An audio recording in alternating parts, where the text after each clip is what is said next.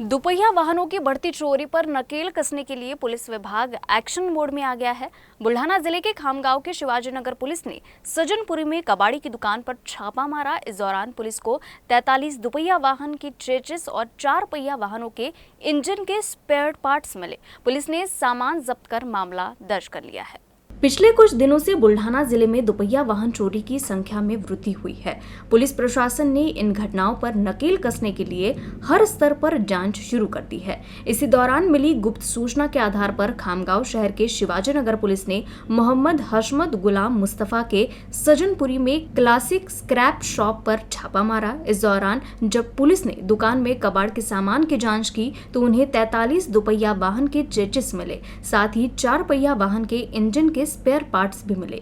Police ने दुकान के मालिक से इन दुपहिया वाहनों के चेचिस के दस्तावेज मांगे, लेकिन उसके पास दस्तावेज नहीं मिले, जिसके बाद पुलिस ने दुकान मालिक मोहम्मद हशमत गुलाम मुस्तफा के खिलाफ कार्रवाई कर सामग्री जब्त कर ली है। बुलढाणा जिल्ह्यामध्ये मागील 2-3 वर्षाचा गुन्ह्याचा प्रकार पाहता मोठ्या प्रमाणात मोटरसायकलचं चोरीचं प्रमाण मोठ्या शहरातून जसं खामगाव आहे, मलकापूर आहे, चिखली आहे, बुलढाणा आहे, त्या ठिकाणी मेहकर आहे, अशा ठिकाणाहून झालेले आहे। अशा गाड्यांची कुठे ना कुठे तर विक्री किंवा त्याचे पार्ट्सची विक्रीचं एक मोडस यापूर्वी दिसून आलेली होती।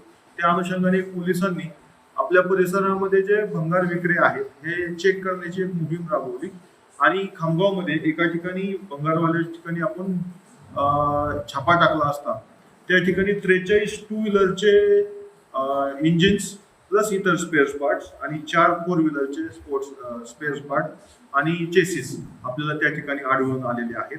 आपण त्या अनुषंगाने पूर्ण चेसिसची लिस्ट आउट करून यापूर्वी चोरी गेलेल्या वाहनाचीच ते आहे काय याची खात्री करण्यासाठी त्या सगळ्या चेसिसचे आपण आरटीओ विभागाकडे माहिती मागत आहोत आणि ह्या माल खरेदी करण्याचा किंवा हे स्क्रॅप करण्याचं लायसन्स संबंधित व्यक्तीकडे नसल्यामुळे सदरचा माल हा चोरीचाच माल खरेदी केलेला आहे या अपेक्षेने आपण त्यांच्या विरुद्ध कायदेशीर कारवाई करत आहोत।